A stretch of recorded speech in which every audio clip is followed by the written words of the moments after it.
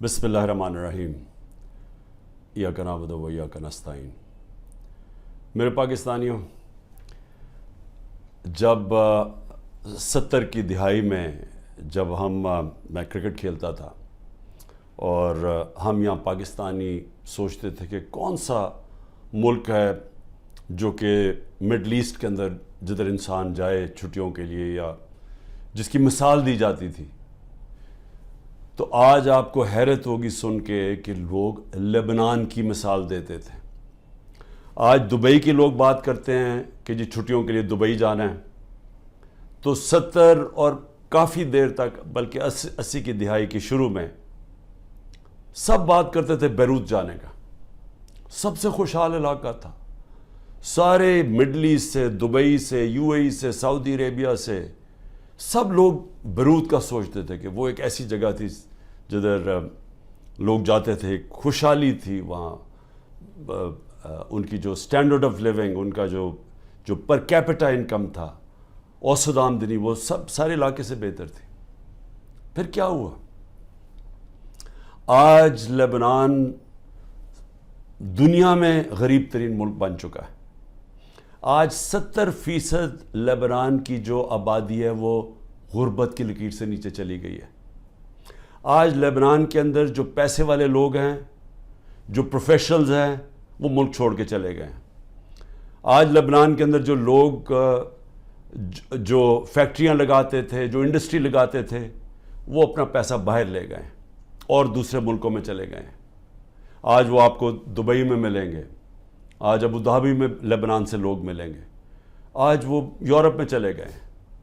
لیکن لبنان چھوڑ کے وہ لوگ چلے گئے ہیں جو جا سکتے تھے، جو پیسے والے لوگ تھے، جو ہنر تھی جن کے پاس پروفیشن تھا، وہ چھوڑ کے تو چلے گئے۔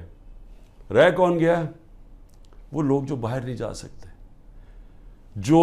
جو غریب لوگوں کو ویزا نہیں ملتا باہر جانے کا، وہ رہ گئے۔ اور آج ایک وہ ملک جو خوشحال تھا، آج وہ بالکل وہ ملک بن گیا جس کو لوگ چھوڑ کے جانا چاہتے ہیں۔ میں آج اپنے ملک کی بات کرتا ہوں۔ میں اس لیے یہ کہہ رہا ہوں کہ یہ جو گریس کی سمندر کے اندر جو کشتی ڈوبی ہے، جس میں آپ کہتے ہیں تقریباً 300 پاکستانی تھے، ابھی تک ہمیں پورا پتہ نہیں، کیونکہ وہ انلیگل تھے، وہ ناجائز طریقے سے جا رہے تھے، تو اس کے ابھی تک پوری رپورٹس نہیں آ رہی۔ لیکن جو میں نے ابھی تک پڑھا وہ یہ کہ جو لوگ اس کشتی پہ تھے ان سے مغربی اخباروں نے انٹرویو لیا، ان کے جو لوگ بچے تھے یا جنہوں نے وہاں سے جو یہ آزاد کشمیر سے کئی لوگ گئے ہوئے تھے، تو جب ان کے انٹرویو میں پوچھا گیا، انہوں نے کہا امید ہی ہم کچھ نہیں تھی، ہمیں امید ہی نہیں تھی کہ ہم اپنی زندگی بہتر کر سکتے ہیں۔ اس لیے وہ ساروں نے کیا کیا؟ پیسہ جمع کیا، قرضے لیے، پیسہ جمع کیا، قرضے لیے، پھر ناجائز طریقے سے ان کو یہ کوشش تھی کہ کہیں کسی طرح ہم یورپ میں چلے جائیں، ملک چھوڑ کے کسی طرح نکل جائے، یہاں امید ختم ہو گئی تھی۔ آج صرف جو یہ ہمارے غریب لوگ جن کے پاس اب بے روزگاری بڑھتی جا رہی ہے، آج صرف وہی نہیں، صرف چھوڑ کے جا رہے ہیں۔ ہمارے 10 لاکھ پروفیشنل ملک چھوڑ کے چلے گئے اور جا رہے ہیں۔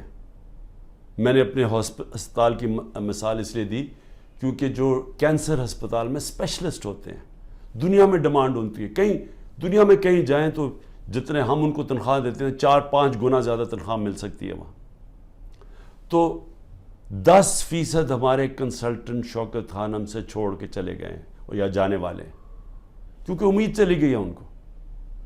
اسی طرح ہر جگہ سے یہ رپورٹ آ رہی ہے، فیکٹریز پہ جو بڑے بزنسز تھیں جدھر انہوں نے پروفیشنلز ہائر کیے ہوئے تھے، ہر جگہ سے یہی آواز آ رہی ہے کہ جی لوگ سمجھتے ہیں کہ پاکستان میں امید ختم ہو گئی ہے، آگے کوئی ان کو نظر نہیں آ رہا۔ لوگ مشکل وقت برداشت کر لیتے ہیں، ہم روزہ رکھ لیتے ہیں، پتہ کہ شام کو ہم نے روزہ کھولا ہے، بھوکے رہتے ہیں سارا دن۔ اسی طرح لوگوں کو اگر یہ امید ہو کہ آگے جا کے حالات بہتر ہو جائیں گے، وہ کہا ٹھیک ہے یہ مشکل وقت برداشت کر لیتے. لیکن جو حالات اب جا رہے ہیں, لوگوں کی امید جا رہی ہے ملک سے. اور میں یہ جو آج بات کر رہا ہوں میں اس لیے کر رہا ہوں, وہ جو لوگ آج اقتدار میں بیٹھے ہوئے ہیں میں ان کے لیے یہ سامنے رکھ رہا ہوں. دو قسم کے لوگ ہیں نا, ایک تو وہ ہیں جو کہ NRO والے ہیں جنہوں نے اپنے پیسہ بچانا تھا, جو صرف آئے ملک سے اس لیے تھے کہ ان کے اربوں روپے کے اوپر کرپشن کیسز تھے, تو انہوں نے تو NRO لینا تھا. میرے سے بڑی کوشش کی, میرے پیچھے پڑے رہے, پروپیگنڈا کیمپین کرتے رہے, اپنے میڈیا ہاؤسز کے ذریعے میرے خلاف پوری کیمپین چلائی کہ ملک تباہ ہو گیا, مہنگائی بہت بڑھ گئی ہے. تو انہوں نے تو, ان کا مقصد کوئی ملک کی تو بہتری تھی نہیں, کہ ان کا تو پیسہ باہر پڑا, چوری کر کے ملک کا پیسہ باہر لے گئے ہیں. تو یہاں اگر جب روپیہ گرتا ہے تو ان کو تو کوئی فرق نہیں پڑتا, ملک اگر نیچے جائے گا ان کو کیا فرق پڑے گا. آج اگر یہاں لوگوں کی امید ختم ہوتی جا رہی ہے تو یہ ان کو تو کوئی فرق, ان کا پیسہ ہی پہلے باہر پڑا ہوا ہے. تو اس لیے ایک تو یہ ٹائپ ہے, لیکن دوسرے بھی ہیں, وہ ایسے لوگ ہیں جو آج اقتدار میں بیٹھے جن کا جینا مرنا اس ملک میں. میں تو ان سے آج بات کر رہا ہوں. میں لیبنان کی اس لیے مثال دے رہا ہوں کہ ہم بڑی تیزی سے اس طرف جا رہے ہیں. ہم اس وقت اتنی تیزی سے وہاں جا رہے ہیں کیونکہ ملک کے اندر جو دولت بڑھتی ہے, جس کو ویلتھ کریشن کہتے ہیں, دولت میں جو اضافہ ہوتا ہے وہ تو سکڑ کے 6% سے جا کے نیچے چلا گیا ہے 0.2%, کئی کہتے ہیں اسے بھی نیچے چلا گیا. جو انڈسٹری جس کی وجہ سے روزگار ملتا تھا لوگوں کو, انڈسٹری جو ایک ایسی چیز ہے جس کی وجہ سے ٹیکس بڑھتا ہے, کیونکہ دولت بنتی ہے اس میں سے ٹیکس بنتا ہے, ملک کی آمدنی بڑھتی ہے, اس میں سے ایکسپورٹس بڑھتی ہیں, تاکہ آپ جو یہاں ڈالرز ملک میں آئیں. وہ جو انڈسٹری تیزی سے بڑھ رہی تھی وہ انڈسٹری تو نیچے چلی گئی ہے. ٹیکسٹائل انڈسٹری جو سب سے بڑی ہماری, جس کی وجہ سے ڈالر ملک میں آتے ہیں, ابھی سینٹ ہیئرنگ کے اندر وہ ٹیکسٹائل انڈسٹری والے لوگوں نے سینٹ کے اندر جا کے بتایا ہے کہ 40% پاکستان کی ٹیکسٹائل انڈسٹری بند ہو چکی ہے. 70 لاکھ لوگ جو ٹیکسٹائل انڈسٹری میں کام کرتے تھے وہ بے روزگار ہو گئے ہیں, اور 25% مزید اگر انہوں نے کہا کہ یہ آپ نے نہ کیا, جو قیمتیں آپ نے اتنی چڑھا دی ہیں, بجلی کی قیمت دگنی ہو گئی ہے, گیس کی قیمت کہاں سے کم پہنچ, اگر یہ آپ نے کب نہ کی تو 25% مزید اور بند ہو رہی ہے. اب یہ یاد رکھیں کہ یہ صرف سال پہلے فیصل آباد کے لوگوں سے پوچھیں, مجھے ٹیکسٹائل والے لوگ کہتے تھے کہ ہمیں ٹیکسٹائل کا ورکر نہیں مل رہا. ٹیکسٹائل انڈسٹری بوم کر رہی تھی, ٹیکسٹائل انڈسٹری کی ایکسپورٹس ریکارڈ تھی, اس کی جو وہ ٹیکس دے رہی تھی ہمیں. تو وہ ایک سال کے اندر یہ ملک کدھر سے کدھر گیا ہے کہ میں نے صرف یہ تو ٹیکسٹائل انڈسٹری جب گئی, ایکسپورٹس کم ہوئی, باقی بھی ایکسپورٹس جب کم ہوئی, جو ہمیں ڈالر میں بھیج رہے تھے ریمیٹنسز, جو ورکرز تھے, وہ 13% کم ہو گئی. ہم نے صرف ایک سال کے اندر جو ڈالر ہر سال بڑھ رہا تھا, ہمارے آخری 2-3 سال ڈالر بڑھتے جا رہے تھے, ریمیٹنسز بڑھتی جا رہی تھی, ایکسپورٹس بڑھتی جا رہی تھی, ہر سال بڑھتی جا رہی تھی, ریکارڈ تھی ہماری آخری ایک سال میں. وہ صرف جو ریمیٹنسز میں کمی ہوئی ہے اور جو ایکسپورٹس میں کمی ہوئی ہے وہ 7.1 ارب ڈالر ہوا ہے. ہم IMF سے 7 ارب ڈالر کا قرضہ مانگ رہے ہیں. اتنا ایک سال کے اندر کمی آ گئی ہے ڈالرز کے اندر آنے میں, اور یہ مزید اور نیچے جا رہا ہے, کیونکہ جتنا جو مارکیٹ میں ڈالر بک رہا ہے اور جو اس کی آفیشیل ریٹ ہے اس میں جتنا فرق بڑھتا جا رہا ہے اتنا اور پیسہ بینکنگ چینل سے نہیں آ رہا, یعنی کہ ملک کو اتنا اور کمی ہوتی جا رہی ہے ڈالرز کی. اور جس طرح ہماری انڈسٹری بند ہوتی جا رہی ہے, ڈی انڈسٹریلائز ہو رہا ہے, آگے بے روزگاری بھی بڑھتی جا رہی ہے, اور ہمارا ٹیکس بھی کم ہوتا جا رہا ہے, اور آگے جا کے جو ہمارا ایکسپورٹس جو ڈالرز آنے ہیں وہ مزید اور کم ہوتے جا رہے ہیں. تو ملک میں امید کیوں جا رہی ہے لوگوں کی؟ کیونکہ ان کے پاس اب کوئی راستہ ہی نہیں ہے اس کو چینج کرنے کا. جو کوئی بھی روڈ میپ ہوتا ہے کہ ہاں یہ کرائسس آ گیا, ایسے نکلنا کیسے ہے, سامنے تو ان کے پاس کوئی روڈ میپ ہی نہیں ہے. اوپر سے IMF کے ساتھ سمجھوتا نہیں ہوا. اب یہ بھی سمجھ لیں کہ IMF کے ساتھ سمجھوتے کا کیا مطلب ہے کہ IMF کہ اب ہمارے پاس ہم نے آگے ادائی کرنی ہے ہماری جو قرضوں کے اوپر قسطیں ہیں ڈالرز کی, اب وہ ہمارے پاس ہے ہی نہیں, اور اگر ہم نے ڈالرز نہ دیے تو ڈیفالٹ کر جائے گا. ڈیفالٹ کر گیا تو بھی پاکستان کی تاریخ میں 38% مہنگائی ہے, تاریخ میں سب سے زیادہ. انہوں نے جب پروپیگنڈا میرے خلاف کیا تھا سب نے مل کے, یہ NRO والوں نے اور ان کے ساتھ جو میڈیا ہاؤسز تھے, تو 12.4% تھی مہنگائی, آج 38% ہے.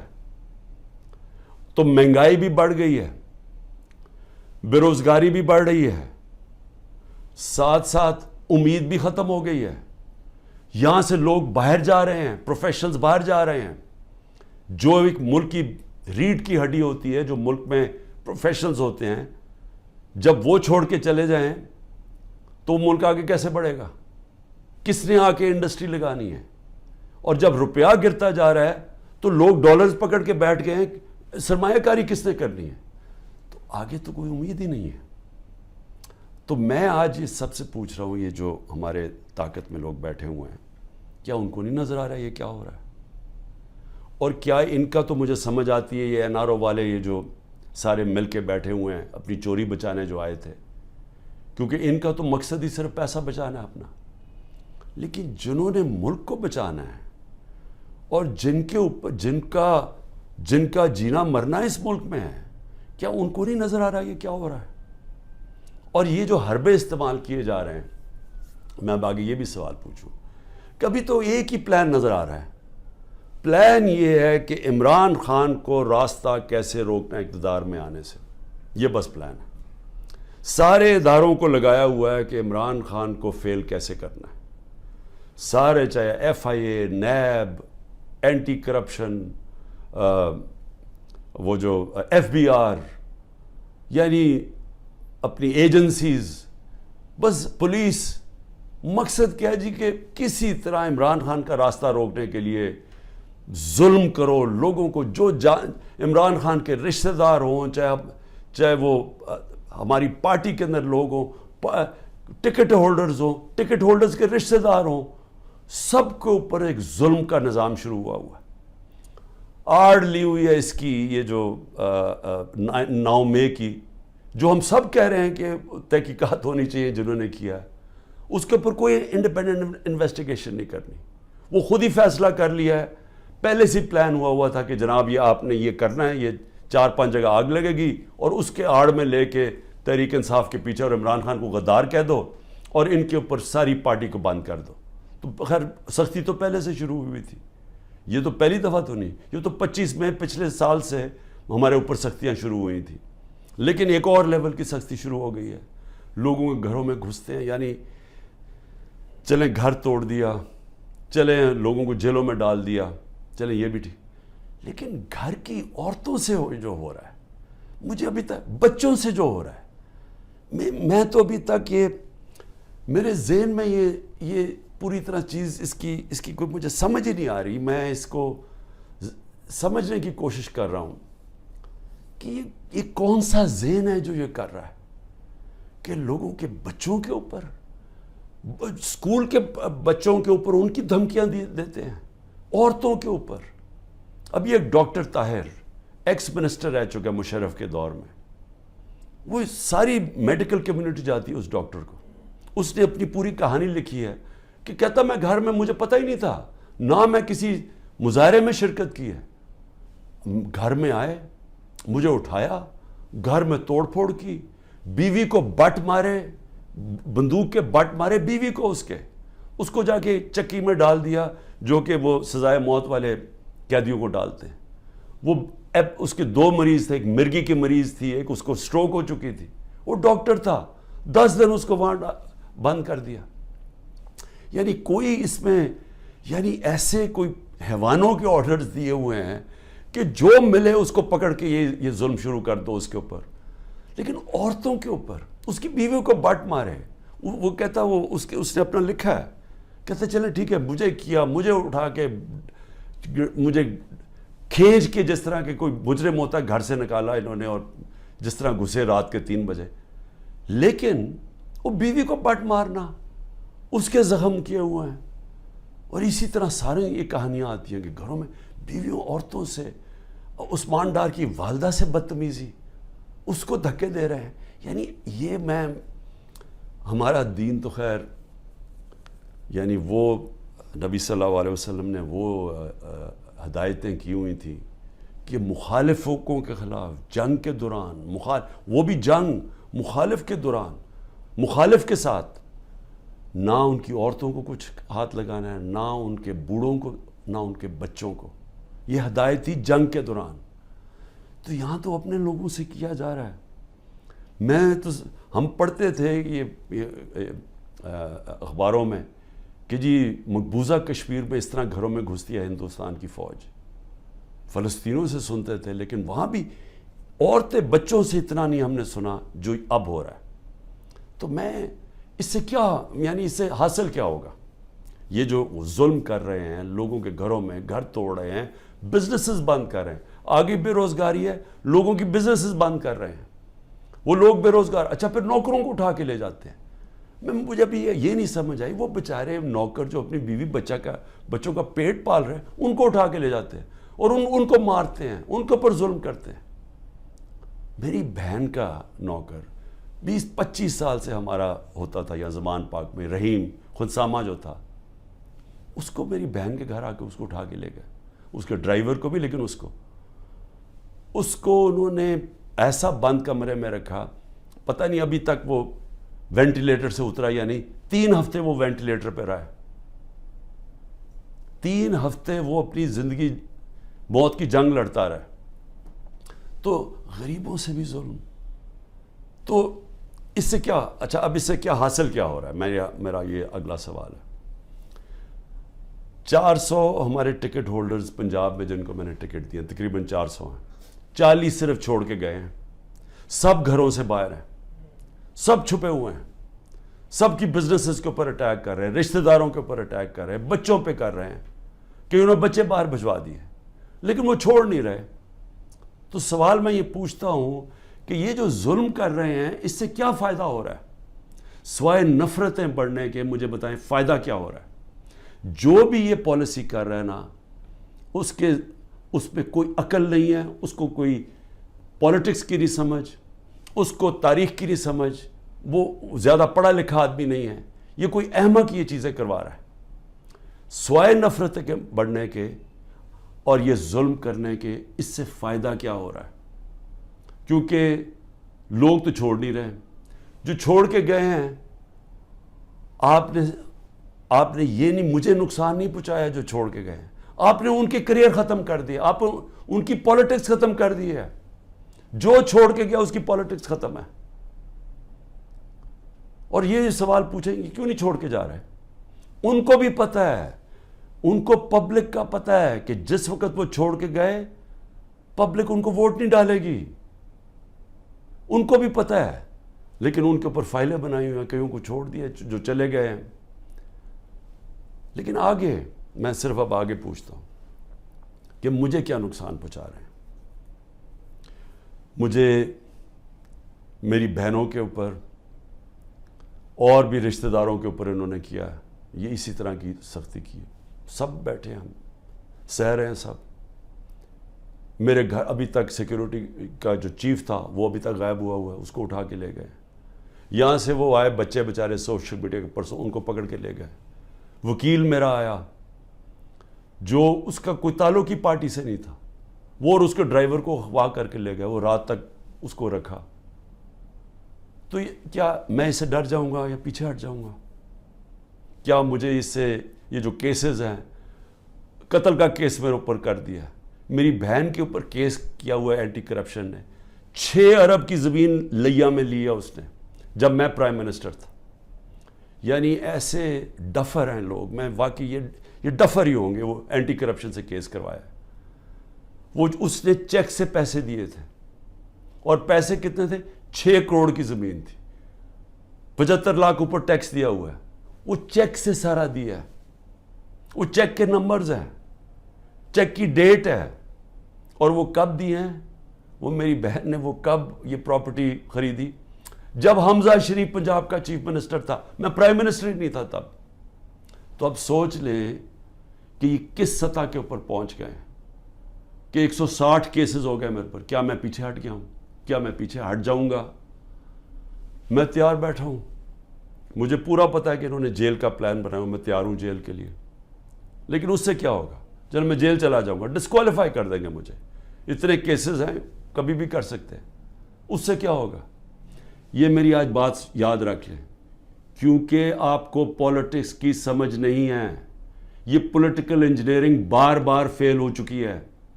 یہ جو آپ کرنے جا رہے ہیں، میری ذرا سن لیں بات. مجھے آپ ڈسکوالیفائی کریں گے، میں جیل میں ڈالو گے، تب بھی پی ٹی آئی جیتے گی. تحریک انصاف کا ووٹ بینک بڑھتا جا رہا ہے. یہ ظلم کی وجہ سے اور لوگ ہمارے ساتھ آ گئے ہیں. لوگ چھوڑ اس لیے نہیں رہے، لوگوں کو بھی پتہ ہے، نیچے سے پتہ ہے، پبلک ان کے ساتھ کھڑی ہے. ورکر کیوں نہیں چھوڑ کے جا رہا؟ ورکر جیلوں سے نکلتا ہے، اس کو سوچیں بری طرح رکھتے ہیں. وہ عدالت میں جاتا ہے، تحریک انصاف زندہ باد کے دائرے نکالتا ہے. وہ کیوں نہیں چھوڑا؟ کیونکہ قوم جب ایک نظریے کے ساتھ کھڑی ہو جائے، آپ ڈنڈے مار کے ان کو نظریہ نہیں ان سے نکال سکتے. یہ جو بھی پالیسی بنائی ہوئی ہے ظلم کرنے کی، یہ فیل ہو گئی ہے. یہ پالیسی کامیاب نہیں ہو سکتی. آپ جب بھی الیکشن کروائیں گے، میرے سے آج لکھ کے لے لیں، تحریک انصاف سویپ کرے گی. بلکہ آپ نے پی ڈی ایم کا جنازہ نکال دیا ہے. آپ نے ان پارٹیز کو بالکل جو رئیس کسر ہے ختم کر دی ہے. یہ اب الیکشن ہی نہیں لڑنے کے قابل. یہ وہ الیکشن کوشش کریں گے، وہ جو ابھی کراچی کے اندر وہ جو میئر کا الیکشن ہوا ہے، اس ٹائپ الیکشن. وہ میئر کا الیکشن تو ہو سکتا ہے انڈائریکٹ. جب جنرل الیکشن ہوگا اس ملک میں 25 کروڑ لوگوں کا، وہ کوئی کنٹرول نہیں اس کو کر سکتا. جب بھی آپ الیکشن کروائیں گے ہارنا ہے. لیکن یہ ملک کا کیا بن رہا ہے؟ میں تو صرف اس لیے آج پوچھ رہا ہوں، میں بار بار ڈائلاگ کی بات اس لیے کرتا ہوں، مجھے اپنے ملک کی فکر پڑی ہوئی ہے، مجھے اپنی فکر نہیں ہے. کیونکہ جو بھی آپ کریں گے، مجھے یہ اللہ، جب قوم ساتھ کھڑی ہے تو مجھے کس چیز کی فکر ہے؟ لیکن ملک کی فکر ہے. کیونکہ ملک، ہم لیبنان کی طرف تیزی سے جا رہے ہیں. ہمارا ملک تیزی سے نیچے جا رہا ہے. اور سب سے خوفناک، جب ایک قوم کے لوگوں کی امید ختم ہو جائے. اور یہ جو بات کی خواجہ آصف نے اوورسیز پاکستانی کی، یہ میری بات یاد رکھنا کہ جب بھی یہ ملک انشاءاللہ ایک دن ہم کھڑا کریں گے، اوورسیز پاکستانیز کے کندھوں کے اوپر کھڑا ہوگا. اس نے اتنی سٹپڈ بات کی کیونکہ اس میں کم عقل کا آدمی ہے. اس نے یہ کہا کہ جناب وہ جنازے صرف دفنانے آتے ہیں یہاں. اس کو یہ نہیں پتا کہ جب خواجہ آصف اور نواز شریف اور زرداری جیسے لوگ اس ملک کے اوپر بیٹھے ہوں گے تو وہ اس ملک کے اندر کبھی اپنا پیسہ انویسٹ نہیں کریں گے، سرمایہ کاری نہیں کریں گے. وہ لوگ ہیں، وہ تب اس ملک کے اندر پیسہ لے کے آئیں گے جب رول آف لا آئے گا، جب اس ملک میں انصاف کا نظام ٹھیک ہوگا، جب عدالتوں کے اوپر ان کو اعتماد ہوگا، جب ان کو یہ پتا ہوگا کہ جب ان کا جو سرمایہ کاری کریں گے تو یہاں کا عدالتی نظام ان کو تحفظ دے گا، ان کی سرمایہ کاری کو. یا تو سپریم کورٹ کا فیصلہ نہیں مانتی گورنمنٹ، یا تو عدالتوں کے فیصلے نہیں مانتی، پولیس ہی نہیں مانتی ان کے فیصلے. کس نے پیسہ لے کے آنا ہے پاکستان؟ تو وہ پھر اپنے جنازے ہی دفنائیں گے نا یہاں.